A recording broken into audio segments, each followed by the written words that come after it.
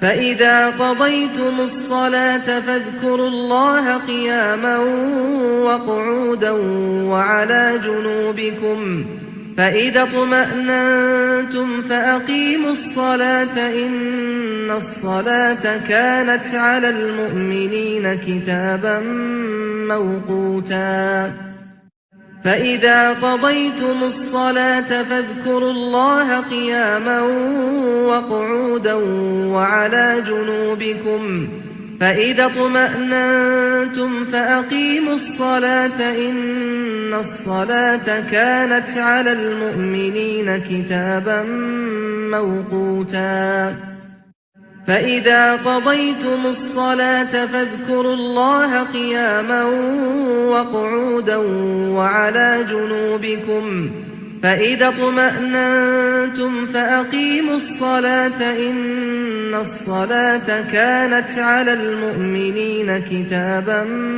موقوتا فإذا قضيتم الصلاة فاذكروا الله قياما وقعودا وعلى جنوبكم فإذا اطمأننتم فأقيموا الصلاة إن الصلاة كانت على المؤمنين كتابا موقوتا فإذا قضيتم الصلاة فاذكروا الله قياما وقعودا وعلى جنوبكم فإذا اطمأننتم فأقيموا الصلاة إن الصلاة كانت على المؤمنين كتابا موقوتا فإذا قضيتم الصلاة فاذكروا الله قياما وقعودا وعلى جنوبكم فإذا اطمأننتم فأقيموا الصلاة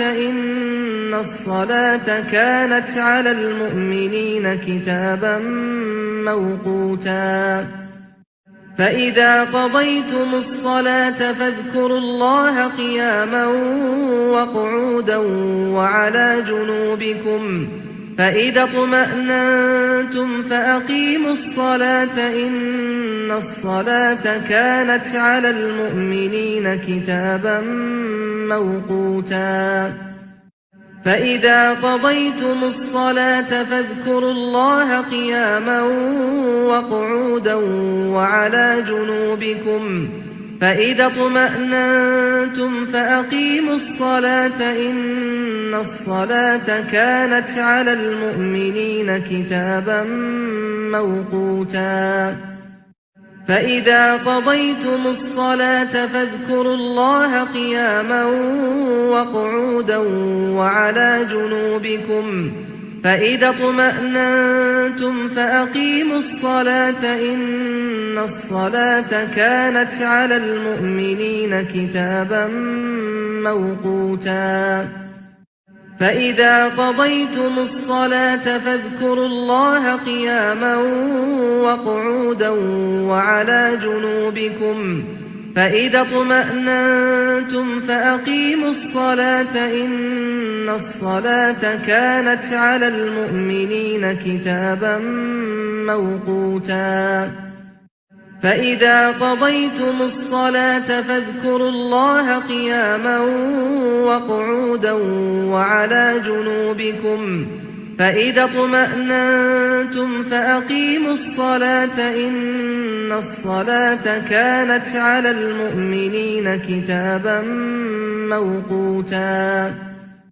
فإذا قضيتم الصلاة فاذكروا الله قياما وقعودا وعلى جنوبكم فإذا اطمأننتم فأقيموا الصلاة إن الصلاة كانت على المؤمنين كتابا موقوتا فإذا قضيتم الصلاة فاذكروا الله قياما وقعودا وعلى جنوبكم فإذا اطمأننتم فأقيموا الصلاة إن الصلاة كانت على المؤمنين كتابا موقوتا فإذا قضيتم الصلاة فاذكروا الله قياما وقعودا وعلى جنوبكم فإذا اطمأننتم فأقيموا الصلاة إن الصلاة كانت على المؤمنين كتابا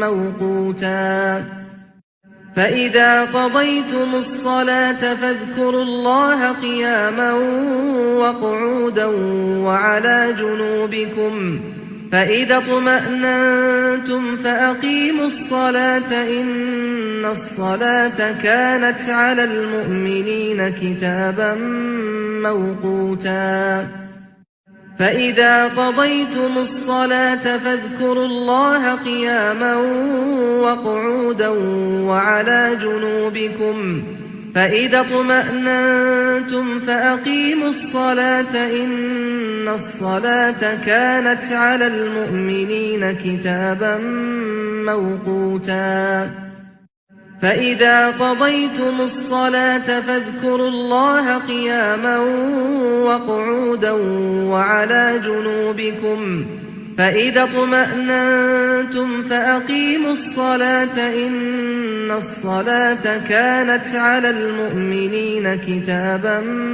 موقوتا فإذا قضيتم الصلاة فاذكروا الله قياما وقعودا وعلى جنوبكم فإذا اطمأننتم فأقيموا الصلاة إن الصلاة كانت على المؤمنين كتابا موقوتا فإذا قضيتم الصلاة فاذكروا الله قياما وقعودا وعلى جنوبكم فإذا اطمأننتم فأقيموا الصلاة إن الصلاة كانت على المؤمنين كتابا موقوتا فإذا قضيتم الصلاة فاذكروا الله قياما وقعودا وعلى جنوبكم فإذا اطمأننتم فأقيموا الصلاة إن الصلاة كانت على المؤمنين كتابا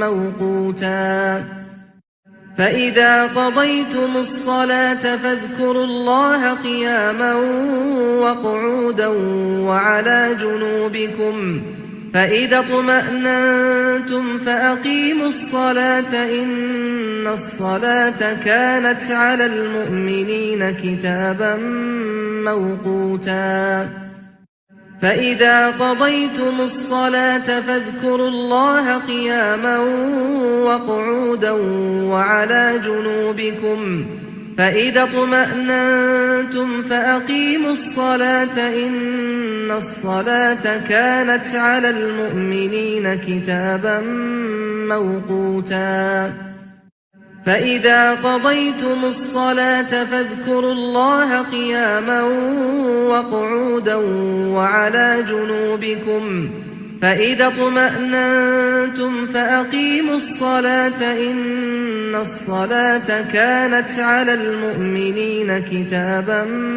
موقوتا فإذا قضيتم الصلاة فاذكروا الله قياما وقعودا وعلى جنوبكم فإذا اطمأننتم فأقيموا الصلاة إن الصلاة كانت على المؤمنين كتابا موقوتا فإذا قضيتم الصلاة فاذكروا الله قياما وقعودا وعلى جنوبكم فإذا اطمأننتم فأقيموا الصلاة إن الصلاة كانت على المؤمنين كتابا موقوتا فإذا قضيتم الصلاة فاذكروا الله قياما وقعودا وعلى جنوبكم فإذا اطمأننتم فأقيموا الصلاة إن الصلاة كانت على المؤمنين كتابا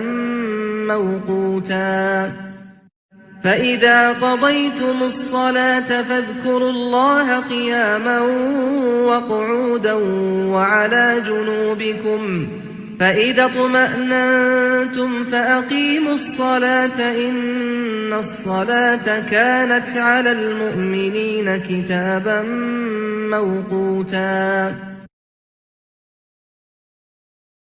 أعوذ بالله من الشيطان الرجيم. بسم الله الرحمن الرحيم. الحمد لله رب العالمين الرحمن الرحيم مالك يوم الدين.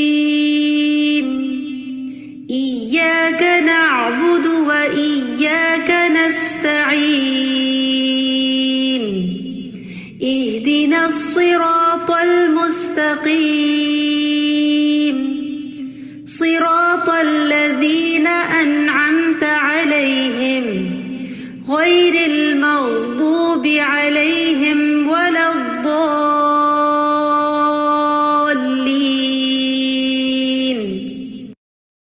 آمین یا رب العالمین نحمده ونصلی علی رسوله الکریم اما بعد فاعوذ باللہ من الشیطان الرجیم بسم اللہ الرحمن الرحیم رب اشرح لی صدری ویسر لی امری واحلل عقدۃ من لسانی یفقهوا قولی رب زدنی علما اللہم علمنی الکتاب والحکمہ وفقہنی فی الدین یا ربی لک الحمد کما ینبغی لجلال وجہک ولعظیم سلطانک آمین یا رب العالمین۔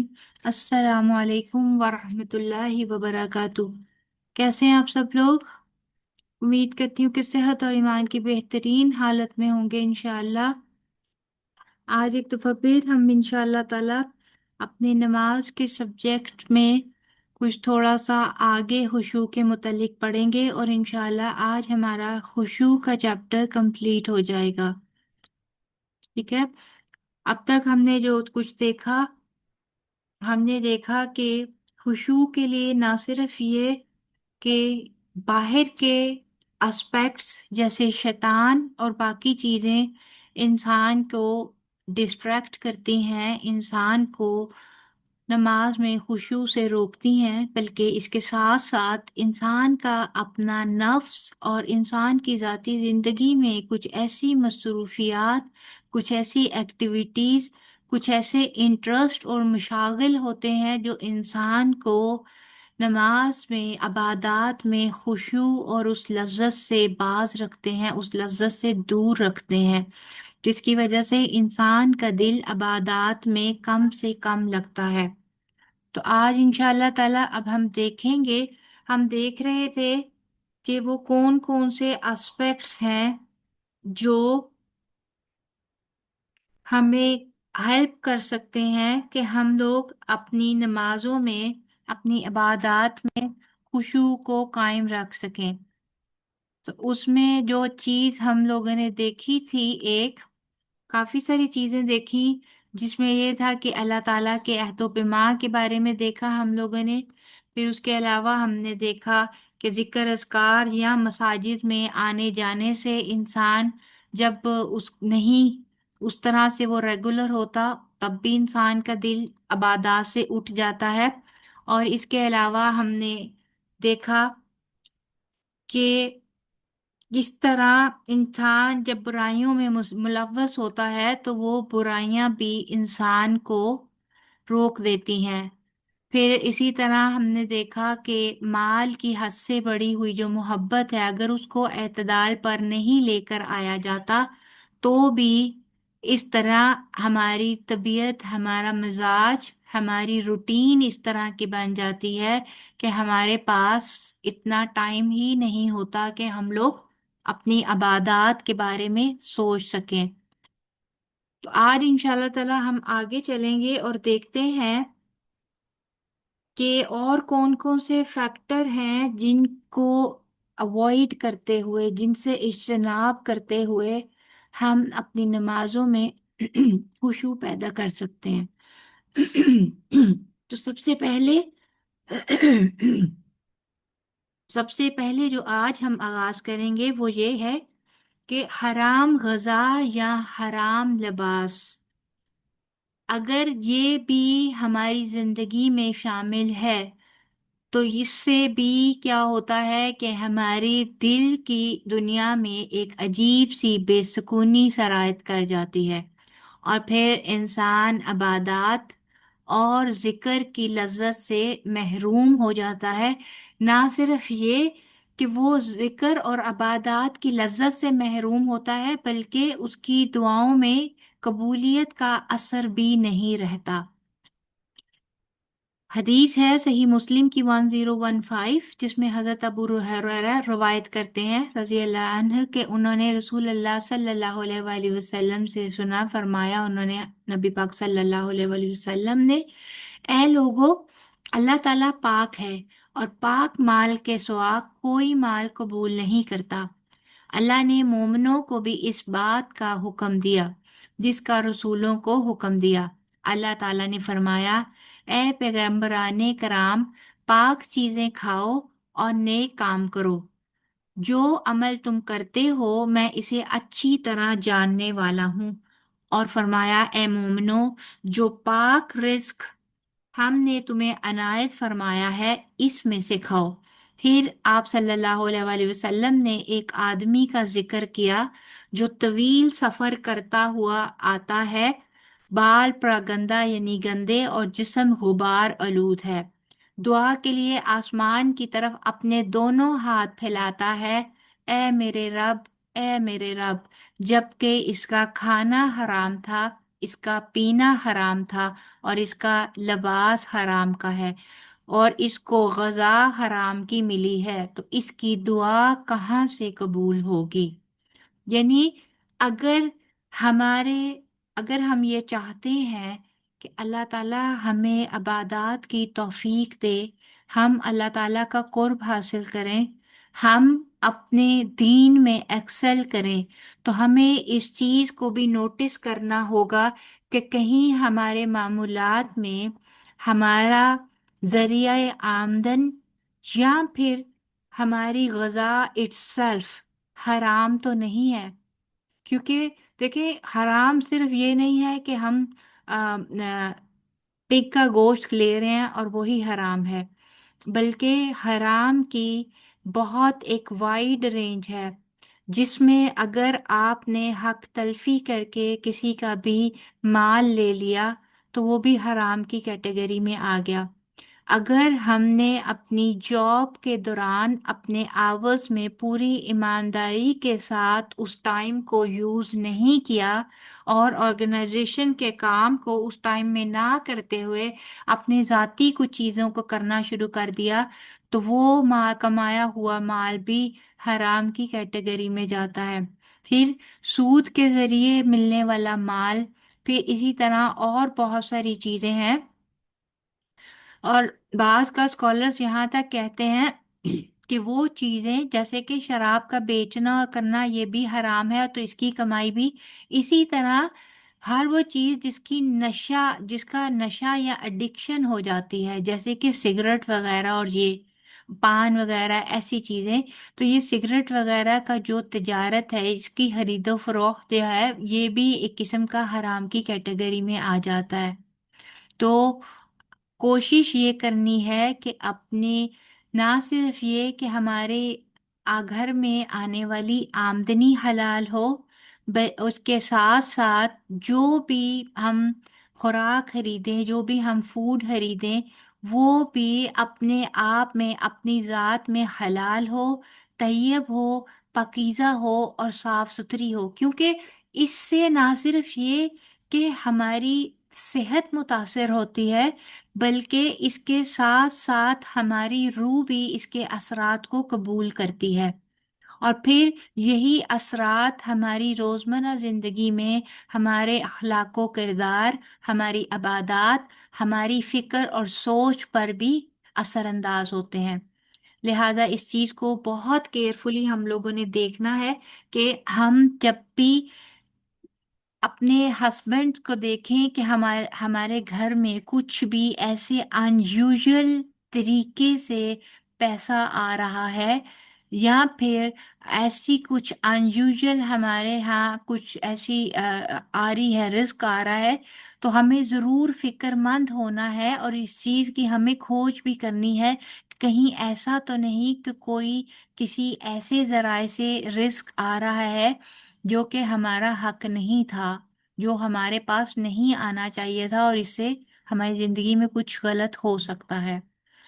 ٹھیک ہے، پھر اس کے بعد کچھ ایسے اب ہے کہ جب نماز کا وقت داخل ہو جاتا ہے، نماز، تو اس وقت اندرون نماز یعنی کہ نماز اور اس سے جڑی ہوئی ڈائریکٹ نماز کے اراکین و شرائط میں سے جو چیزیں ہیں، ان میں ایسی کون کون سی چیزیں یا باتیں ہیں جن کا خیال رکھتے ہوئے ہم لوگ اپنی نماز میں خشوع کو بڑھا سکتے ہیں۔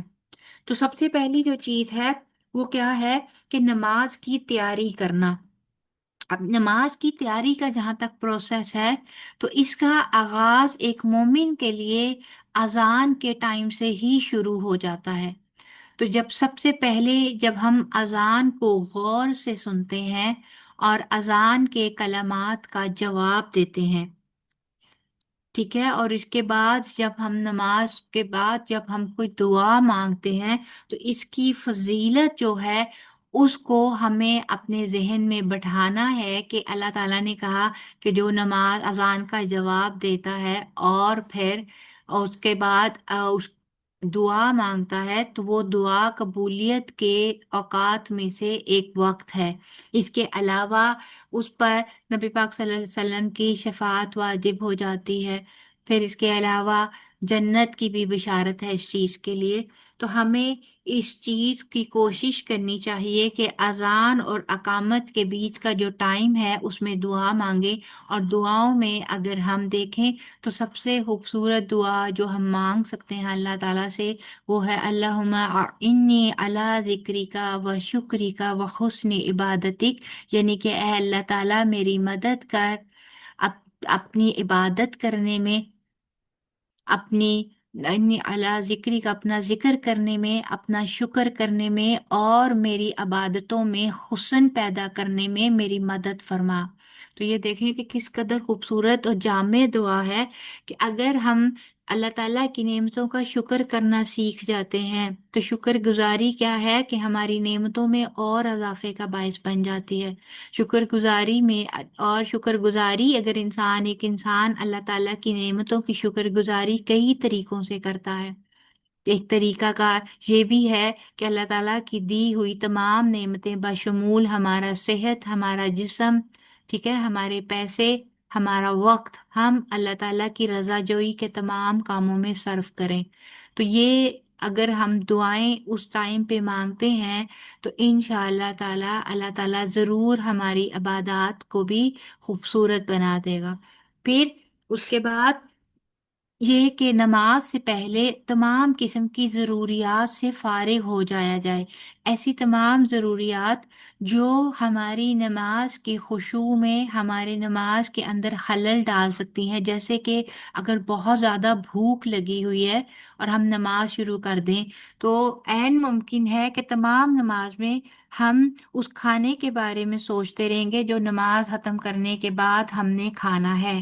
اگر ہم کھانا کھا کر اس چیز سے فارغ ہو جائیں گے، پھر اسی طرح قضائے حاجت کہ اگر ہم نے کسی ضرورت کے لیے واش روم جانا ہے اور ہم کہتے ہیں کہ وضو خراب ہو جائے گا، میں دوبارہ نہیں کرتی، میں اسی کے ساتھ پہلے جلدی سے، تو ایسی صورت میں بھی ایک ان ایزینس رہے گی اور خشوع قائم نہیں رہتا۔ اسی طرح اگر نیند کا غلبہ ہے تو نیند کے غلبے میں نہ تو ہمیں یہ پوری طرح سمجھ آتا ہے کہ ہم نے کرنا کیا ہے، ہم نے پڑھنا کیا ہے، بلکہ یہ ہے کہ سم ٹائم ہم اس کے اندر بیسک اراکین کو ہی بھولتے چلے جاتے ہیں۔ تو لہٰذا یہ تمام مین ضروریات ہیں جن سے ہمیں فارغ ہو جانا چاہیے۔ اسی طرح بچوں کو فارغ کر لیا جائے اگر ان کی اس ٹائم پہ کسی ضرورت کا ٹائم ہے، اور باقی تمام چیزیں، اور پھر کوشش کر کے یکسوئی کے ساتھ نماز کی طرف آیا جائے، پھر کامل وضو کیا جائے۔ اور وضو سے پہلے مسواک، آپ کو پتہ ہے کہ یہ نبی پاک صلی اللہ علیہ وآلہ وسلم کی سنت ہے، اور ایک حدیث کا مفہوم ہے کہ اگر مجھے میری امت پر مشقت کا ڈر نہ ہوتا تو میں ہر نماز سے پہلے مسواک کا حکم دیتا۔ تو مسواک کرنے سے ایک تو یہ ہے، دیکھیں ہم جب کسی بھی محفل میں جاتے ہیں، کسی بھی پارٹی میں جاتے ہیں، تو ہم لوگوں کا یہ ہوتا ہے کہ جی ہمارے منہ سے بو نہیں آنی چاہیے، ہم ویل ریپرزینٹیڈ ہونے چاہیے، ہمارے لباس اچھا ہو، ہماری ہر طرح کی پریزنٹیشن جو ہے وہ اچھی ہو، ہم خوبصورت دکھیں ہمارے منہ۔ تو اس سلسلے میں ہم کیا کرتے ہیں، ٹاپ ٹو ٹو ہم لوگ اپنے آپ کو سنوارتے ہیں، پھر یہ ہے کہ برش کیا، ماؤتھ فریشنر یوز کرتے ہیں، اس طرح کبھی کوئی الائچی چبا لیتا ہے کہ جی میرے منہ سے کوئی ایسی بدبو نہ آئے کہ جو کسی کے لیے ناگوار ہو۔ تو پھر یہ کیسے ممکن ہے کہ جب ہم اللہ تعالیٰ جو کہ جس کا حق ہماری ذات پر سب سے زیادہ ہے، اس کے لیے اگر ہم اس کے حضور میں، اس کی محفل میں حاضر ہوتے ہیں، تو اس وقت ہم اپنی تیاری کو اس لحاظ سے نہ کریں۔ پھر وضو کی اہمیت جو ہے، ہم جانتے ہیں کہ وضو جو ہے اس کو کرتے ہوئے ایک ایک اعضاء کے گناہ دھلتے ہیں، ٹھیک ہے۔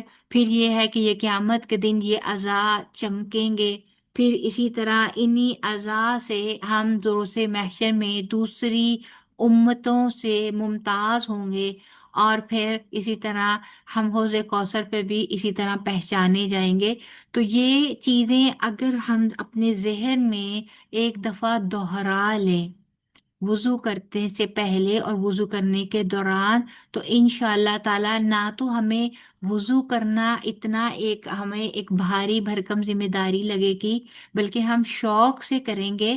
اور پھر جب ایک دفعہ ہم وضو اچھے طریقے سے کر لیتے ہیں تو کیا ہوتا ہے کہ نہ صرف یہ کہ ظاہری نجاستیں دور ہو جاتی ہیں، بلکہ بہت ساری باطنی نجاستیں، بہت ساری چیزیں، کیونکہ جب ہم اس وقت انعام و اکرام، اس وقت ہم لوگ اس کے ملنے والے تمام اس کے اجر کے بارے میں سوچ رہے ہوتے ہیں، تو دنیاوی تمام سوچوں سے کٹ جاتے ہیں۔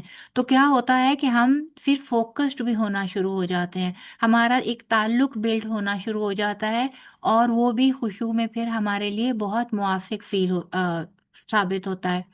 پھر اسی طرح نماز کے لیے جب جانے لگیں تو اس کے لیے ہمیں اسپیشل ہم کوشش کریں کہ اچھا اور صاف ستھرا لباس پہنیں۔ اگر ہمارے پاس عطر وغیرہ ہے، خوشبو میسر ہے جو الکوہل فری ہو ڈیفینیٹلی، تو وہ لگائیں، تاکہ ہم نہ کیونکہ دیکھیں اس سے کیا ہوتا ہے کہ ہم اپنے آپ میں بھی خوشبو دیکھیں، آپ نے خوشبو کا ایک اثر دیکھا ہوگا، کبھی آپ نے اگر اگربتی لگائی ہو، یا آپ نے بخور اگر جلایا ہو گھر میں، یا پھر یہ کہ اگر آپ کوئی پرفیوم ہی لگا لیتے ہیں، تو جیسے ہی آپ اس کی خوشبو آپ انہیل کرتے ہیں، تو ایسے لگتا ہے کہ اندر تک، دل اور دماغ تک ایک خوبصورت سا سرور سا آ گیا، آپ کو نفسیاتی طور پہ ہلکا پھلکا فیل کرتے ہوئے ایک بڑی خوبصورت سی فیلنگ آتی ہے۔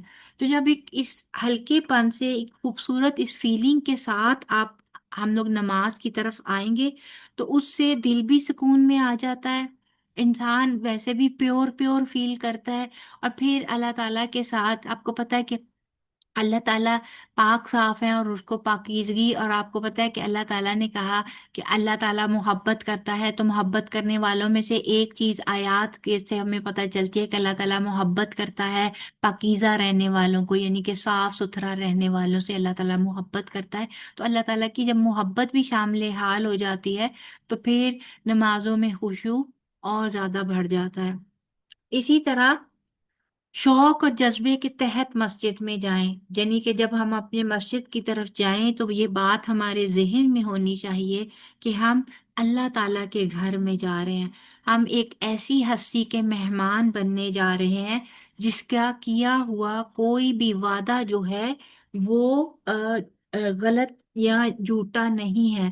اگر اس نے ہم سے کہا کہ जन्नत उसमें आने वाले, मस्जिद में आने वालों को जन्नत में उसके लिए एक घर बनाया जाता है। फिर जितने कदम चलकर आएगा उतने कदम में दर्जात बुलंद होते हैं। और बाकी सब कुछ जैसे कि आपने देखा था मस्जिद के उसके अंदर, कि जब आप मस्जिद में चल कर जाते हैं तो घर से लेकर मस्जिद से वापस आने तक हर हर कदम और हर हर स्टेप पर आपको मिलता है।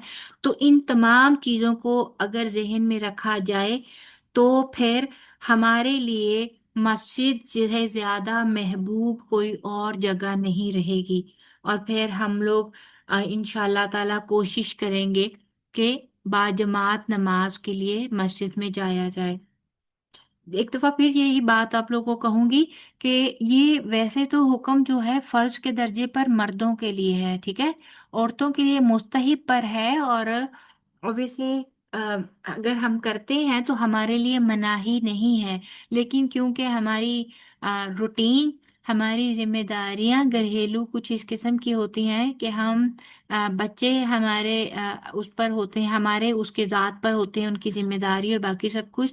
तो इस तरह मुमकिन नहीं कि पांचों औकात घर से निकल कर वो किया जाए।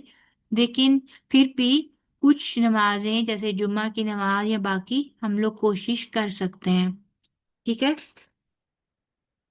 इसी तरह क्या है कि अजमत को अल्लाह ताला की अजमत को अगर जहन में बिठा लिया जाए कि अल्लाह ताला की नेमतों की शुक्रगुजारी हो, फिर अपनी नाफरमानियों को याद कर लिया जाए और फिर एक हया का जब जज्बा आ जाता है तो इंसान अपने लिए तौबा के वो तरीके ढूंढता है। और उसमें बेहतरीन चीज़ ये है कि अल्लाह ताला से नमाज पढ़कर अल्लाह ताला से माफ़ी मांगी जाए, सजदों में अल्लाह ताला से करीब होकर अल्लाह ताला से दुआ की जाए, अपने गुनाहों की तौबा की जाए।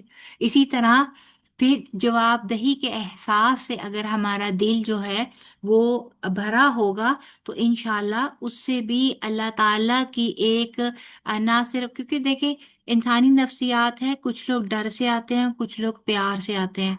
तो अगर ये दोनों जज्बात होंगे कि प्यार का भी होगा, शुक्रगुजारी का भी होगा और फिर डर का जज्बा भी होगा, तो ये सारी चीजें खुशू को बढ़ाती हैं। इसी तरह इसी तरह क्या है कि नमाज में हम लोग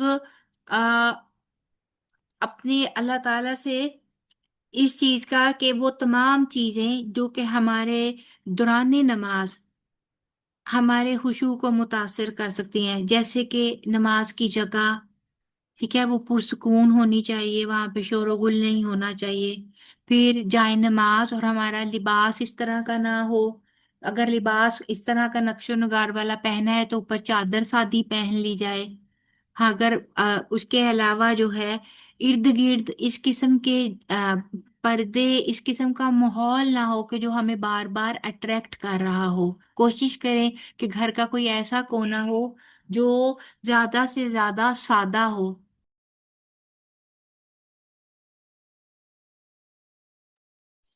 ठीक है। फिर इसी तरह क्या है कि हम लोग क्या करें कि मौत की याद को ताजा कर लें, यानी कि नमाज में दाखिल होते ही हमें ये एहसास हो कि शायद ये मेरा आखिरी सजदा होगा, शायद इसके बाद मुझे नमाज की अल्लाह ताला नेक्स्ट नमाज का मेरे पास मौका ही ना हो। और अगर मुझसे पूछा गया जाने के बाद मेरे कि क्या मैंने अपनी नमाज आखिरी अदा की या उसकी कज़ा की, तो ये चीज़ें भी हमें अल्लाह ताला से यानी कि मजीद इस बात का एहसास देती हैं कि हम लोग अपनी नमाज की हिफाजत करें और पूरी खुशू के साथ नमाज की अदायगी करें। नबी पाक सल्लल्लाहु अलैहि वसल्लम फरमाते हैं कि अपनी नमाज में मौत को याद कर, क्योंकि जब एक शख्स अपनी नमाज में मौत को याद करता है तो ज्यादा मुनासिब है कि वो अपनी नमाज को ठीक ठाक कर अदा कर सके और ऐसे आदमी की तरह नमाज अदा कर जिसे उम्मीद ना हो कि वो दूसरी नमाज अदा कर सके।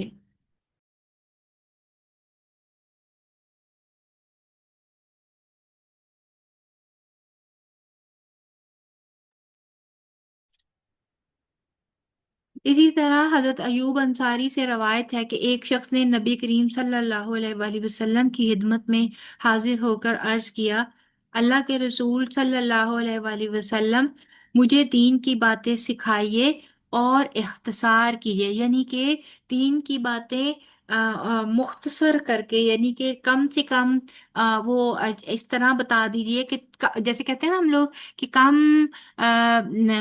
کم عمل اور زیادہ اجر، اس طرح سے انہوں نے یعنی پوچھا۔ تو رسول اللہ صلی اللہ علیہ وآلہ وسلم نے فرمایا کہ جب تو نماز پڑھنے کھڑا ہو تو ایسے نماز پڑھ جیسے تو دنیا سے رخصت ہونے والا ہے، اور اگر کوئی ایسی بات نہ کہہ جس سے بعد میں معذرت کرنی پڑے، اور لوگوں کے ہاتھ میں جو کچھ ہے اس سے پوری طرح مایوس ہو جا۔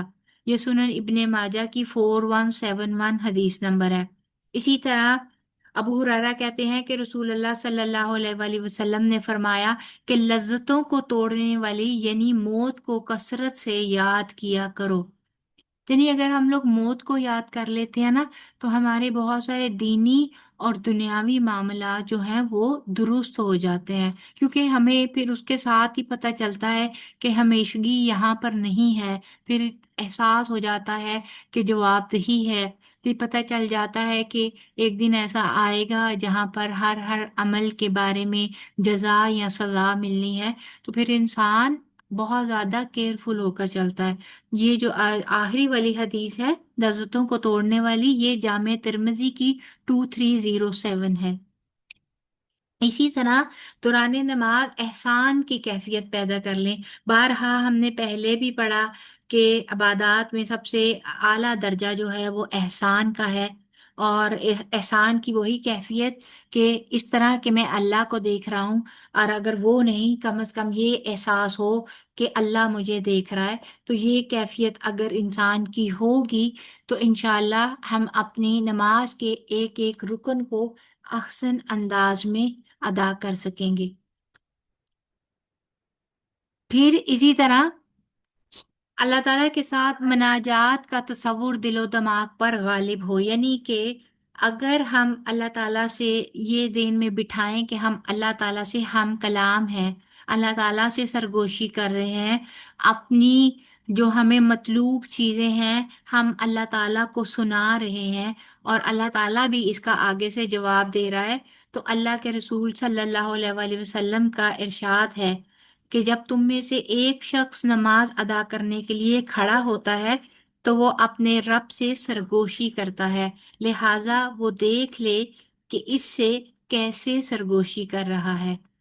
یعنی کہ یہ مستدرک حاکم کی حدیث ہے، یعنی کہ ہمیں یہ ذہن میں رکھنا ہے کہ جس ذات کے سامنے کھڑے ہیں، جس ذات سے بات چیت ہو رہی ہے، اس ذات کا مرتبہ کیا ہے، اس ذات کی عظمت کیا ہے، وہ کون ہے جس کے سامنے یہاں دنیا میں کسی ایک چھوٹے سے اعلیٰ عہدیدار کے سامنے کھڑے ہوتے وقت ہمارے جو ایک باڈی جیسچر ہے، ہماری جو ایک وہ ہے وہ کس طرح کی ہو جاتی ہے، تو وہی اگر دیکھا جائے کہ وہ اللہ تعالیٰ ہیں تو ہماری پھر کیفیت کیا ہوگی، یہ بھی ایک دوسرے لیول کی ہی پھر ہماری چیز ہو جائے گی۔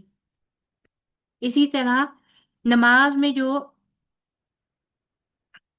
آپ نے ایک حدیث تو ویسے پہلے میں نے آپ لوگوں کو سنا چکی ہوں نا، صحیح مسلم کی 395، کہ جس میں اللہ تعالیٰ کہتے ہیں کہ میں نے نماز کو اپنے اور اپنے بندے کے درمیان دو حصوں میں بانٹ دیا ہے، آدھا حصہ میرا ہے اور آدھا میرے بندے کا۔ میرے بندے کے لیے وہ سب کچھ ہے جس کا وہ سوال کرے، چنانچہ جب وہ الحمدللہ رب العالمین کہتا ہے تو اللہ تعالیٰ فرماتا ہے میرے بندے نے میری بزرگی بیان کی، اور جب وہ بندہ الرحمن الرحیم کہتا ہے تو اللہ تعالیٰ فرماتا ہے میرے بندے نے میری تعریف کی، اور جب بندہ مالک یوم الدین کہتا ہے تو اللہ تعالیٰ فرماتا ہے میرے بندے نے میری تعظیم کی، اور جب بندہ ایاک نعبد و ایاک نستعین کہتا ہے تو اللہ تعالیٰ فرماتا ہے یہ میرے اور میرے بندے کے درمیان ہے، اور میرے بندے کے لیے وہ سب کچھ ہے جو اس نے مانگا۔ تو آپ دیکھیں کہ اگر ہم لوگ پورے خشوع سے مانگیں گے تو جب اللہ تعالیٰ نے خود کہہ دیا کہ جو مانگا میں اپنے بندے کو دوں گا، تو آپ دیکھیں کہ آپ اللہ تعالیٰ سے نمازوں میں ہم کہتے ہیں نا کہ ہم لوگ دوران نماز اللہ تعالیٰ سے دعائیں مانگ سکتے ہیں، وہ مسنون اور قرآنی دعائیں جو ہیں وہ ہم دوران نماز اللہ تعالیٰ سے مانگی جا سکتی ہیں۔ تو اگر ہم وہ مانگیں گے تو اللہ تعالیٰ یقیناً ہمیں وہ عطا کریں گے۔ اسی طرح حافظ ابن القیم فرماتے ہیں کہ ہر آیت کے بعد ذرا ٹھہرو، گویا کہ اپنے رب کا جواب سن رہے ہو۔ یہی نہیں بلکہ ایک اور حدیث میں آتا ہے کہ جب بندہ نماز میں ہوتا ہے تو اللہ تعالیٰ اپنا چہرہ اپنے بندے کے چہرے کی طرف گاڑ دیتا ہے۔ اسی طرح نبی پاک صلی اللہ علیہ وآلہ وسلم فرماتے ہیں کہ جب تم نماز پڑھ رہے ہو تو بے توجہ مت برتا کرو، کیونکہ نماز میں اللہ تعالیٰ اپنا چہرہ اپنے بندے کے چہرے پر گاڑ دیتے ہیں جب تک بندہ بے توجہی نہیں برتتا، یعنی کہ بندہ دوسری طرف دھیان نہیں کر لیتا۔ ایک اثر میں آتا ہے، یعنی کہ جو صحابہ کرام سے یا سلف صالحین سے یہ بات ہے کہ جب بندہ نماز میں بے توجہی برتتا ہے تو اللہ تعالیٰ فرماتے ہیں کیا مجھ سے بہتر کی طرف، کیا مجھ سے بہتر کی طرف، یعنی اللہ تعالیٰ بندے سے سوال کرتے ہیں کہ اس وقت کیا میری ذات سے بھی بہتر کوئی اور چیز ہے جو تم جس کی طرف دھیان کر رہے ہو؟ تو ہم لوگوں نے پھر اس چیز کا بہت دھیان کرنا ہے۔ اسی طرح سید ابو ذر غفاری نے کہا کہ رسول اللہ صلی اللہ علیہ وآلہ وسلم نے فرمایا کہ اللہ تعالیٰ بندے کی طرف اس وقت تک متوجہ رہتا ہے جب تک کہ ادھر ادھر التفات نہ کرے۔ التفات ہوتا ہے ادھر ادھر دیکھنا، اور جب اپنے چہرے کو نمازی موڑتا ہے تو اللہ تعالیٰ بھی اس سے منہ موڑ لیتا ہے۔ یہ سنن دارمی کی 1461 حدیث نمبر ہے۔ اسی طرح سنن ترمذی کی 2309 ہے، اس میں عبادہ بن سامت روایت کرتے ہیں کہ نبی پاک صلی اللہ علیہ وآلہ وسلم نے فرمایا جو شخص اللہ تعالیٰ سے ملنا چاہے گا تو اللہ تعالیٰ بھی اس سے ملنا چاہے گا، اور جو شخص اللہ تعالیٰ سے ملنا ناپسند کرے تو اللہ تعالیٰ بھی اس سے ملنا ناپسند کرے گا۔ اب آپ دیکھیں کہ کیا ہم چاہتے ہیں کہ اللہ تعالیٰ ہم سے نہ ملے؟ اللہ تعالیٰ ہماری اپنی ہی کیفیت کی وجہ سے ہم اللہ تعالیٰ سے ملاقات کو اپنے لیے مشکل بنا لیں، تو ہمیں پھر اس چیز کا بہت زیادہ دھیان کر کے اپنی نمازوں میں خشوع پیدا کرنا ہے۔ پھر اگلی کیا چیز ہے کہ نمازوں میں اگر صورتوں اور اذکار کے معنی پر غور کیا جائے، وہ تمام صورتیں یا ذکر اذکار جو دوران نماز کیا جاتا ہے، یا ایون نماز کی جو تمام کلمات ہیں، اگر اس کا ہمیں معنی آتے ہیں اور اس کا مقصد ہمیں پتہ ہو تو پھر اس سے بھی نماز کی کیفیت بہتر ہو جاتی ہے۔ ٹھیک ہے، اگر ہمیں یعنی کہ ٹوٹلی ورڈ ٹو ورڈ نہیں بھی آتا، لیکن اگر مفہوم ہی کم از کم اپنے دماغ میں اس وقت دہرایا جائے تو بھی اس سے بھی ہمیں جو ہے وہ بہت فرق پڑے گا، اور ہمیں حقیقی معنوں میں پتہ چلے گا کہ ہم اللہ تعالیٰ سے آخر کہہ کیا رہے ہیں۔ اس وقت اللہ تعالیٰ سے ہماری گفتگو کے دوران میرے کلمات کیا ہیں اللہ تعالیٰ کے ساتھ، کیونکہ رٹی رٹائی اور بے خیالی نماز جو ہے وہ اس سے نہ تو ہماری سوچ فوکس ہوتی ہے، ٹھیک ہے، اور نہ ہی ہمارا جو ہے وہ ہمارے دل پر وہ رکت طاری ہوتی ہے جو کہ ہونی چاہیے۔ اور اسی طرح اگر ہم سجدوں میں جا کے سجدوں کی تسبیح کی ہم لوگ معنی سے واقف نہیں ہیں تو ہمارے اندر اللہ تعالیٰ کی وہ عظمت وہ پیدا نہیں ہوتی ہمارے دل میں، جو کہ جب پڑھتے ہوئے ہمیں پتہ چلتا ہے کہ ہم کہتے ہیں کہ اعلیٰ ترین پاک ہے اللہ تعالیٰ کی ذات، بلند ترین ہے، عظیم ہے، تو ان چیزوں سے بھی بہت فرق پڑتا ہے۔ پھر اسی طرح سکون اور اطمینان سے نماز کی جب ادائیگی کی جاتی ہے، نماز میں اعتدال رکھا جاتا ہے، ایک ایک رکن کو پورے آرام سے پورے اس کی جو بھی اس کا مرتبہ ہے اس کے ساتھ ادا کیا جائے تو بھی نماز میں خشوع پیدا ہوتا ہے۔ ورنہ کیا ہوتا ہے کہ جلدی جلدی وہ کہتے ہیں نا کہ ویلے دی نماز کے ویلے دیاں ٹکراں، تو اگر نماز ٹائم پر نہیں پڑھی اور لیٹ کر کے آئے تو جلدی جلدی رکوع سجدے فٹافٹ فٹافٹ کیا، تو اس سے بھی وہ نہیں ہوتا، اور اس میں بھی ایسے ہی ہوتا ہے کہ بس نہیں پتا کہ کیا کیا کیا نہیں کیا، بس ایک سر سے اتارا اور چلے گئے، تو اس سے بھی نماز کی روح جو ہے وہ نکل جاتی ہے۔ لہٰذا نماز کے دوران جتنی بھی تلاوت کریں، جو بھی کریں، ٹھہر ٹھہر کر اور اچھے طریقے سے کریں تاکہ خشوع قائم ہو سکے۔ اسی طرح بدل بدل کر صورتیں اور اذکار پڑھنا، یعنی صورتوں اور اذکار میں تنوع، یعنی کہ ورائٹی ہو۔ اگر ہم بار بار ایک ہی دعا، ایک ہی سورہ اور ایک ہی چیز کو عادت بنا لیں گے تو وہ زبان پر صرف اس طرح چڑھ جاتی ہے کہ وہ ایک قسم کی رٹا رٹایا ایک عمل ہوتا ہے جو ہم بس کرتے چلے جاتے ہیں، تو پھر ہمارا دل بھی اس سے غافل ہو جاتا ہے کہ ہم نے پڑھا کیا، کیسے پڑھا، پڑھا نہیں پڑھا، کتنا پڑھا، بس پڑھتے چلے جاتے ہیں۔ تو پھر کیا ہوتا ہے کہ ہماری عبادت جو ہے وہ عادت جیسی بن جاتی ہے۔ تو ہم نے کیا کرنا ہے کہ ہمیں اپنی عبادت کو عبادت تک ہی رکھنا ہے، عادت نہیں بننے دینا، تاکہ ہر دفعہ جب کچھ ڈفرینٹ پڑھ رہے ہوں گے تو ہم فوکسڈ ہوں گے کہ کہیں ہم کچھ غلط نہ پڑھ دیں، فوکسڈ ہوں گے کہ اس کے معنی کیا ہے، فوکسڈ ہوں گے کہ ہم نے کہنا کیا ہے، یا اس کے اندر اللہ تعالیٰ ہمیں کیا بیان کر رہے ہیں۔ تو پھر ان تمام چیزوں سے انشاءاللہ تعالیٰ ہماری جو کہتے ہیں نا حضور قلبی، وہ اس میں اضافہ ہوگا۔ اسی طرح اللہ کی جناب میں شیطان سے پناہ بھی مانگے، کیونکہ ذاتی بہت ساری چیزوں کے کیفیات کے ساتھ ساتھ اوبویسلی ایک شیطان جو ہے وہ نماز کے درمیان جو ہے وہ ہمارے وسوسے پیدا کرتا ہے، ہماری نماز کو خراب کرنے کی کوشش کرتا ہے۔ وضو کے دوران ایک ہے شیطان جس کا نام خنزب ہے، وہ بھی ہمارے وسوسے ڈالتا ہے۔ تو ان تمام چیزوں، ان تمام شیطان کے حربوں کو دور کرنے کے لیے ہمیں اللہ تعالیٰ سے پناہ مانگنی ہے، اور اس کا ایک جو مسنون اور مذکور طریقہ نبی پاک صلی اللہ علیہ وآلہ وسلم نے بتایا کہ بائیں جانب 3 بار دھتکاریں اور پھر اعوذ باللہ من الشیطان الرجیم پڑھیں۔ اسی طرح ایک جلیل القدر صحابی حضرت عثمان بن ابی العاص رضی اللہ عنہ رسول اللہ صلی اللہ علیہ وآلہ وسلم کے پاس انہوں نے شکایت کی کہ یا رسول اللہ، شیطان میری اور میری نماز اور قرات کے بیچ حائل ہو جاتا ہے اور وسوسے پیدا کرتا ہے۔ تو آپ صلی اللہ علیہ وآلہ وسلم نے فرمایا کہ یہ خنزب ہے، جو جب تمہیں ایسا محسوس ہو تو اللہ کی جناب میں اس سے پناہ مانگو، اپنی بائیں جانب 3 بار تھوک دو، اور کہتے ہیں کہ میں نے ایسا ہی کیا، چنانچہ اللہ تعالیٰ نے اسے مجھ سے دور کر دیا۔ یہ مسلم کی 5738 حدیث نمبر ہے۔ اسی طرح پھر ہم نے دوبارہ ایک دفعہ پھر وہی ریمائنڈر کہ ایسی لباس پہن کر، ایسی جگہ کا انتخاب کر کر اور ایسی جائے نماز پر نماز پڑھنی ہے جو نہ صرف یہ کہ پاک اور صاف ہو، بلکہ اس میں اٹریکشنز کا کم سے کم ایلیمنٹ ہو، تاکہ ہمارا خشوع جو ہے وہ بنا رہے اور ہماری نمازیں واقعی اللہ والوں کی نماز بن سکے۔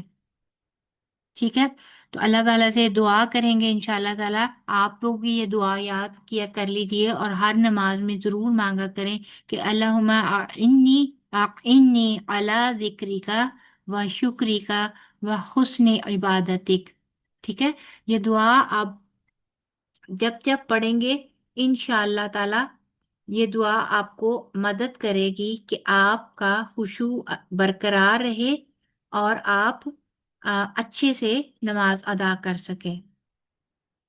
تو یہ رہا ہمارا خشوع کا ٹاپک، الحمدللہ آج کا کمپلیٹ ہو گیا ہے۔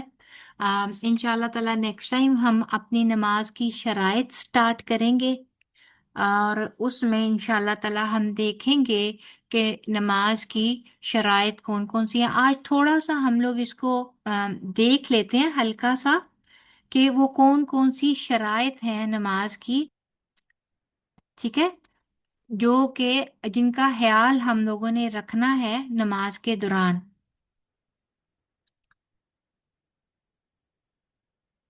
और फिर इंशाल्लाह ताला हम देखेंगे कि, सॉरी एक मिनट, मैं सिर्फ ना इसको खोल लूँ, इंशाल्लाह मैं फिर आपके लोगों के साथ शेयर करती हूँ।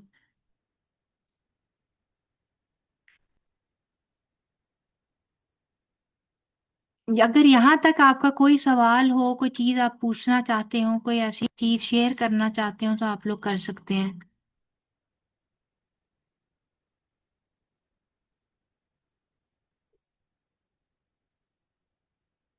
कोई चीज़ नहीं है पूछने और बताने वाली? चलिए ठीक है, फिर हम लोग आज ये देख लेते हैं कि नमाज की शराइत जो है वो कौन कौन सी हैं। ठीक है।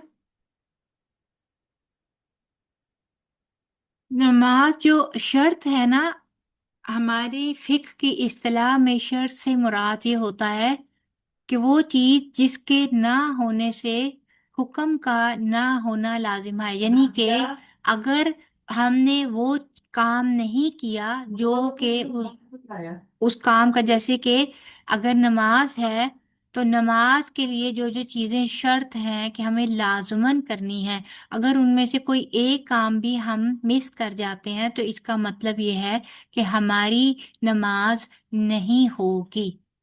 ठीक है। या फिर ये कि हमारे ऊपर नमाज उस वक्त फर्ज नहीं होगी। दो सूरतें हैं, या तो वो चीज अगर मिसिंग है तो इसका मतलब है कि हमारे ऊपर अभी नमाज फर्ज ही नहीं है, और या फिर ये है कि अगर उनमें से कोई चीज मिसिंग है तो इसका मतलब है कि हमारी नमाज ही नहीं हुई।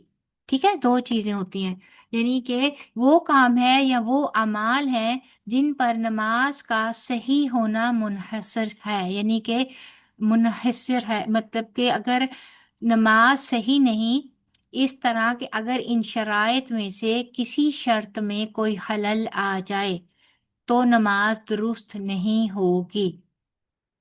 ठीक है। तो नमाज दुरुस्त होने के लिए जिन कामों का होना जरूरी है इनको शराइत कहते हैं। अब वो शराइत कौन कौन सी है? सबसे पहली शर्त क्या है? कि मुसलमान होना। अगर कोई मुसलमान नहीं है, कोई कलमा गो नहीं है, तो इसका मतलब ये है कि उस पर नमाज वाजिब नहीं है, क्योंकि जब वो मुसलमान ही नहीं है तो नमाज तो एक मुसलमान का शायर है, इस्लाम में नमाज फर्ज है। तो अगर कोई मुसलमान नहीं है तो ऑब्वियसली वो नमाज भी नहीं पढ़ेगा। लेकिन अगर हम मुसलमान हैं, हमने इस्लाम कबूल कर लिया है, तो इस्लाम कबूल करने के बाद, ईमान ले आने के बाद, हमारे ऊपर सबसे पहला फरीज़ा जो आयद होता है वो क्या है? कि हम नमाज अदा करें। मुतद्दद बार आपने कुरान पाक में पढ़ा होगा तो आता है, या अय्युहल्लज़ीना आमनू व अकीमुस्सलाता व आतु ज़काता, तो वो लोग जो ईमान लाए हैं नमाज कायम करो और ज़कात अदा करो। बहुत बार बहुत जगहों पे इस चीज़ का जिक्र आया है। तो ईमान लाने के बाद सबसे पहली चीज़ जिस चीज़ की फर्जियत है वो यही है कि नमाज पढ़ी जाए। फिर क्या है? आकिल होना। आकिल होना क्या है? कि अक्ल हो, यानी कि बालिग हो चुका हो। बालिग होने से पहले पहले यानी कि आकिल होने से मुराद ये है कि मजनून ना हो, पागल ना हो। ठीक है। यानी कि अगर कोई पागल है तो उसके ऊपर नमाज फर्ज नहीं होगी। मजनून के ऊपर नमाज फर्ज नहीं है, क्योंकि इनके ऊपर से कलम उठा लिया जाता है। इसकी तफसील इंशाल्लाह ताला हदीस की रोशनी में बाद में हम लोग पढ़ेंगे। इसी तरह सही और गलत की पहचान होना, यानी कि आ, आ, इस कदर बालिग या अक्लमंद हो चुका हो कि उसको सही, बच्चा यानी कि ना हो, बच्चा और शऊर की जिंदगी अब गुजार रहा हो तो उस पर भी नमाज फर्ज है।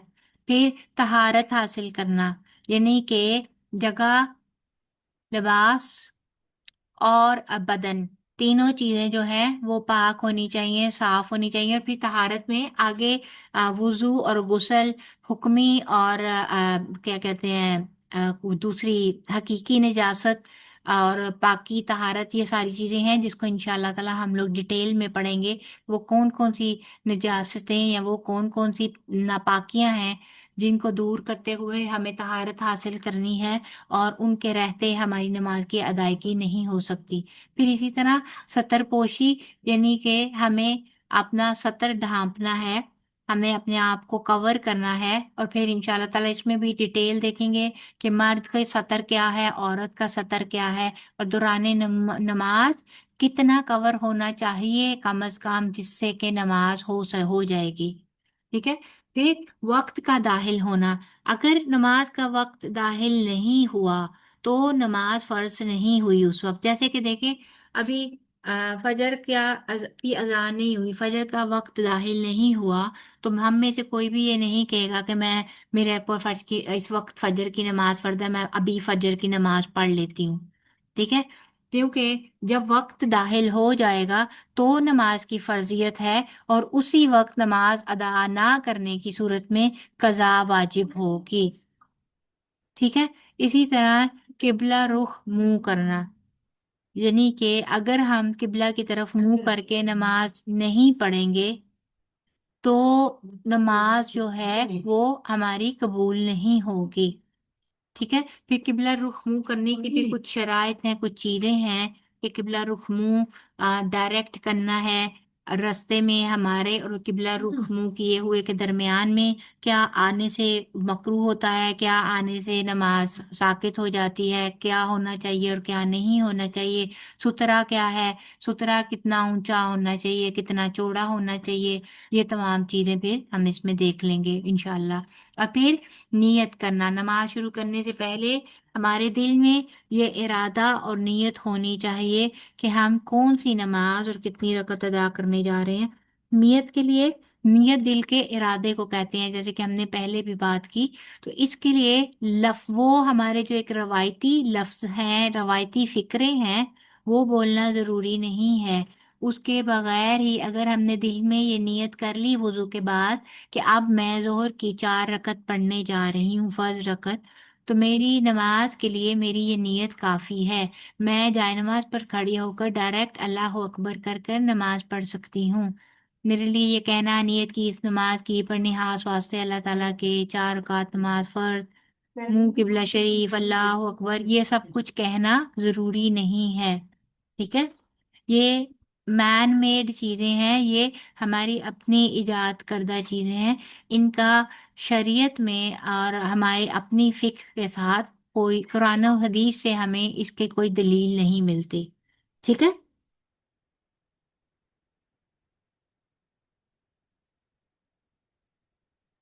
اگر ہم یہاں دیکھ لیں تو سب سے پہلے آتا ہے مسلمان ہونا، یعنی کہ اگر کوئی ایمان ہی نہیں رکھتا اور نماز پڑھ رہا ہے تو اس کی نماز کا کوئی فائدہ نہیں، وہ قبول ہی نہیں ہوگی۔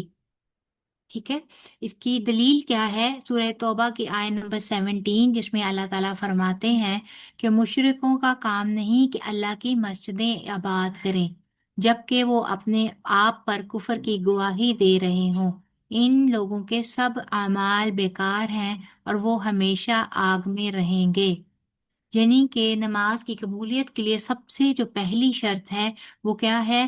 کہ ہمارا عقیدہ درست ہو، یعنی توحید کی گواہی دیتے ہوں، اللہ تعالیٰ پر ایمان رکھتے ہوں، اور محمد صلی اللہ علیہ وآلہ وسلم کو اللہ کا رسول مان کر اس چیز کی گواہی دی ہو، یعنی کہ کلمہ شہادت پڑھا ہو۔ پھر اس کے بعد عاقل ہونا، یعنی کہ مجنون آدمی جب تک ہوش میں نہ آئے اس سے قلم اٹھا لیا جاتا ہے۔ حدیث میں آتا ہے کہ علی رضی اللہ عنہ کہتے ہیں کہ نبی کریم صلی اللہ علیہ وآلہ وسلم نے فرمایا قلم 3 آدمیوں سے اٹھا لیا گیا ہے، سوئے ہوئے آدمی سے یہاں تک کہ وہ بیدار ہو جائے، بچے سے یہاں تک کہ وہ بالغ ہو جائے، اور دیوانے سے یہاں تک کہ اسے عقل آ جائے۔ یہ سنن ابی داؤد کی 4403 ہے حدیث نمبر۔ ٹھیک ہے، پھر اس کے بعد صحیح اور غلط کی پہچان ہونا۔ اس چیز کی حد جو ہے نا، جو شریعت ہمیں بتاتی ہے 7 سال ہے۔ اکثر احادیث میں آپ نے دیکھا ہوگا کہ 7 سال کی عمر سے کہا جاتا ہے کہ دین کے مختلف ریچولز ہیں، جیسے نماز ہے، روزہ ہے، ان چیزوں کی پریکٹس کروانی شروع کر دیں۔ اور 10 سال کی عمر ایسی ہوتی ہے کہ 10 کے بعد 11 12 تک بلوغت کا بھی زمانہ سٹارٹ ہو جاتا ہے، اور عقل بھی اس حد تک بچے یا بچیاں ان چیزوں کو سمجھنا شروع ہو جاتی ہیں کہ نماز کی اہمیت کیا ہے، نماز کس طرح پڑھنی ہے، اور باقی نماز میں جو پڑھا جاتا ہے وہ ہم کیا پڑھ رہے ہیں۔ حدیث میں آتا ہے کہ عبداللہ بن عمر بن العاص رضی اللہ عنہما کہتے ہیں کہ رسول اللہ صلی اللہ علیہ وآلہ وسلم نے فرمایا، جب تمہاری اولاد 7 سال کی ہو جائے تو تم ان کو نماز پڑھنے کا حکم دو، اور جب وہ 10 سال کے ہو جائیں تو انہیں اس پر یعنی نماز نہ پڑھنے پر مارو، اور ان کے سونے کے بستر الگ کر دو۔ یعنی کہ اس سونے کے بستر کیوں الگ کر دو؟ کیونکہ اس وقت تک نا ان کو ان کی باڈی میں بھی چینجز آ رہے ہوتے ہیں، ان کی اوبیسلی ایک معاشرتی طور پر ایک ایکسپوجر ہوتا ہے، تو ان تمام چینجز کے ساتھ ساتھ وہ ذہنی طور پر ان چیزوں کو بھی سمجھنا شروع ہو جاتے ہیں کہ جسمانی ساخت میں تبدیلی ہے، اور مرد اور عورت میں فرق کیا ہے، یا اس طرح کی باقی چیزیں۔ تو ایسی صورت میں پھر ایک ہی بستر پر تمام بہن بھائیوں کا سونا، یا پھر باپ کے ساتھ بیٹی کا، یا بیٹے کا ماں کے ساتھ سونا، وہ نہ صرف یہ کہ اخلاقی لحاظ سے کچھ معیوب دکھتا ہے، بلکہ اسلامی لحاظ سے بھی وہ چیزیں جو ہے وہ ٹھیک نہیں ہیں۔ نہ صرف یہ کہ ذہنی طور پر اپسیٹ کرتی ہیں بچوں کے ذہن الجھنے لگتے ہیں، بلکہ یہ ہے کہ بچوں کو بھی سیف اینڈ ساؤنڈ، ان کو بھی ایک قسم کا اس کا ایک آتا ہے، ایک شعور آتا ہے کہ اب ہماری عمر ایسی آ گئی ہے جس میں چیزیں، اسلام کے قوانین، اسلام کے احکامات ہم پر لاگو ہونا شروع ہو گئے ہیں۔ اور یہ سنن ابی داؤد کی 495 ہے۔ انشاءاللہ تعالیٰ طہارت کا، کیونکہ یہ کافی لمبا ہے، تو انشاءاللہ اس کو ہم لوگ نیکسٹ ویک، انشاءاللہ نیکسٹ ویک کہہ رہی ہوں، کچھ تھوڑا سا ہم لوگ کل کر لیں گے، اور باقی پھر انشاءاللہ تعالیٰ نیکسٹ ویک اس کو ہم کریں گے۔ کوشش کریں گی کہ نماز کی شرائط جو ہیں وہ نیکسٹ ویک میں کم از کم طہارت تک کمپلیٹ ہو جائے، جس میں غسل، وضو اور یہ تمام چیزیں جو ہیں وہ کمپلیٹ ہو جائے، اور اس کے بعد پھر آگے جو باقی کی شرائط ہیں وہ، اور اسی میں اوقات نماز کے اور باقی یہ چیزیں جیسے جیسے جتنا ہمیں وقت ملے گا اس کے مطابق ان 2 کلاسوں میں کریں گے، اور باقی پھر انشاءاللہ تعالی چھٹیوں سے واپس آ کر عید کے بعد فریش مائنڈ کے ساتھ فریش مزید اس کو ہم لوگ پڑھنا شروع کریں گے انشاءاللہ۔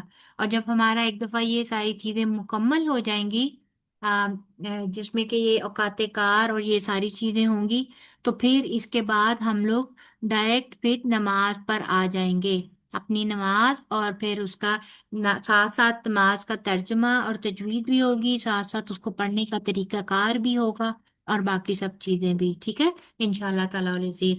اگر یہاں تک ابھی آپ لوگوں نے کچھ پوچھنا ہو، کوئی بات کرنی ہو، تو آپ لوگ کر سکتے ہیں، ادروائز پھر ہم لوگ اپنی اس کلاس کا اختتام کریں گے انشاءاللہ۔ السلام علیکم ورحمۃ اللہ وبرکاتہ۔ جی وعلیکم السلام ورحمۃ اللہ وبرکاتہ۔ جی سمینا جی۔ جی اس دن میں نے وہ پوچھا تھا زکوٰۃ کے بارے میں، تو آپ نے پتہ کیا تھا اپنے جی استاد سے؟ وہ میں نے ابھی پوچھا ہوا ہے، مجھے جواب نہیں۔ آپ کو پتہ ہے رمضان کی وجہ سے کافی لوگ جو ہیں وہ بیزی اور اس طرح ہیں، تو میں نے ان سے سوال کیا ہوا ہے، تو ان کا جواب نہیں آیا۔ آج میں انشاءاللہ تعالیٰ ان کو ایک دفعہ پھر ریمائنڈ کراؤں گی، اور کل کی کلاس میں انشاءاللہ تعالیٰ میں آپ کو بتا دوں گی انشاءاللہ۔ جی ٹھیک ٹھیک ہے ہے، انشاءاللہ۔ یا پھر اگر صحیح۔ آپ شام تک ہی آ گیا تو میں آپ کو پرائیویٹ میں انشاءاللہ جواب دے دوں گی۔ کلاس میں اس لیے جی کہہ رہی ہوں کہ اس سے دوسروں کا بھی فائدہ ہو جائے گا، تو جی ویسے پرائیویٹ میں تو انشاءاللہ ضرور آپ کو جواب دے دوں گی۔ جی چلیں صحیح ہے، ٹھیک، جزاک ٹھیک ہے، اللہ خیر۔ وہی ہے کہ جی، اور کسی نے کچھ پوچھنا کا یا بات کرنی ہے؟ ورنہ ہم لوگ پھر کلاس کا اختتام کریں گے یہاں پہ۔ اللہ تعالیٰ سے دعا ہے کہ اللہ نہیں، تعالیٰ جو کچھ کچھ نہیں ہم، پوچھنا۔ جی ٹھیک ہے، اللہ تعالیٰ سے دعا ہے کہ ہم لوگ جو کچھ بھی پڑھ رہے ہیں اللہ تعالیٰ اس کو عملی طور پر ہماری نمازوں میں شامل کر دے۔ اللہ تعالیٰ اس پر ہمیں عمل کرنے کی، اس کو سمجھنے کی، اس کو سنجیدہ لینے کی اللہ تعالیٰ ہمیں توفیق عطا فرمائے۔ کیونکہ دیکھیں، علم انسان لے لیتا ہے، لیکن اس پر سنجیدہ ہونا اور سنجیدگی کے ساتھ عمل کرنا جو ہے وہ ایک مشکل مرحلہ ہے، اور اس کے لیے دو ہی چیزیں اس کو آسان بناتی ہیں، ایک ہماری بار بار کی کوشش اور ایک اللہ تعالیٰ سے بے شمار دعائیں۔ تو اگر یہ دو ہتھیار ہم لوگ اپنے پاس رکھیں تو انشاءاللہ اللہ تعالیٰ سے پوری امید ہے کہ اللہ تعالیٰ ہمیں ہماری کوششوں میں ضرور کامیاب کریں گے۔ اللہ تعالیٰ ہمارے علم اور عمل اور ہمارے وقت میں برکت عطا فرمائے، تمام بیماروں کو، تمام بے روزگاروں کو روزگار، تمام بیماروں کو شفا اور بے اولادوں کو اولاد عطا فرمائے۔ اللہ تعالیٰ وہ تمام بچیاں جو اپنے گھروں میں کسی نہ کسی مشقت، کسی نہ کسی آزمائش کا شکار ہیں، اللہ تعالیٰ ان کے لیے سکون، امن اور عزت والے معاملات فرما دے۔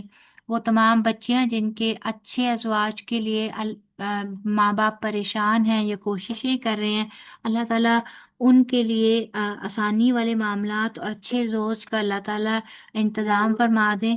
اور وہ تمام لوگ جو آ، روزگار کی وجہ سے پریشان ہیں، اللہ تعالیٰ ان کے لیے رزق حلال کے دروازے کھول دے۔ اللہ تعالیٰ تمام بیماروں کو شفائے کاملہ عاجلہ عطا فرمائے۔ جو بھی کسی کی جسمانی کمزوری، اس کے دینی کام یا اس کی کسی بھی قسم کی روزمرہ کے فرائض میں اس کے لیے ہرڈل بن رہی ہے، اس کے لیے ایک آزمائش بن رہی ہے، اللہ تعالیٰ اس کو دور فرما کر اس کے لیے مدد والا راستہ بنا دیں، اور اس کی عبادات اور اس کے روزمرہ کے فرائض کو احسن انداز میں انجام دینے کے لیے اس کی مدد کریں۔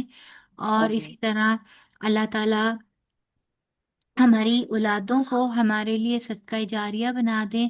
وہ تمام اولادیں جن کے والدین ان کی گمراہی یا ان کی دین سے دوری کی وجہ سے پریشان ہیں، اللہ تعالیٰ ان تمام اولادوں کو ہدایت تک کی توفیق عطا فرمائیں، ان کو دین کے رستے پر لے آئیں، اور ہم تمام مسلمانوں کو بحیثیت مسلم ہمیں ہمارے فرض کو، ہمارے مقام کو پہچاننے کی توفیق عطا فرمائیں، تاکہ ہم اپنی کھوئی ہوئی عزت اور اپنا کھویا ہوا مقام اور اللہ تعالیٰ کے ہاں اپنے درجات کو واپس پا سکیں۔ اللہ تعالیٰ ہمیں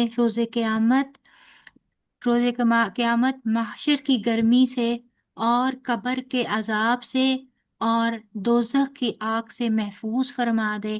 اللہم انی اسألک جنت الفردوس، اللہم انی اسألک جنت الفردوس، اللہم انی اسألک جنت الفردوس، اللہم انی اعوذ بک من النار، اللہم انی اعوذ بک من النار، اللہم انی اعوذ بک من النار۔ آمین۔ اللہ تعالیٰ ہمیں ہمارے استادوں اور والدین کے لیے صدقہ جاریہ بنا دے، ہماری ذات، ہمارے اخلاق میں، ہماری عبادات میں، ہمارے اعمال میں جہاں کہیں کوئی کمیاں ہیں، اللہ تعالیٰ اسے دور فرما کر ہمیں ایک اچھا مسلمان اور ایک اچھا انسان بنا دے، تاکہ آج ہم جو دین کے ساتھ جڑے ہوئے ہیں، ہم دوسروں کے لیے دین سے دوری کا سبب نہ بنے، لوگ ہمیں پوائنٹ آؤٹ کر کے دین سے بدگمانی اختیار نہ کریں، بلکہ اللہ تعالیٰ ہمارے ایسے اخلاق کر دے کہ لوگ ہمیں دیکھ کر دین کی طرف آئیں۔ سبحانک اللہم و بحمدک، نشہد ان لا الہ الا انت، نستغفرک و نتوب الیک۔ السلام علیکم ورحمۃ اللہ وبرکاتہ۔ وعلیکم السلام ورحمۃ اللہ وبرکاتہ۔ کوئی بات نہیں نا، یہ بھی کام ہی ہے۔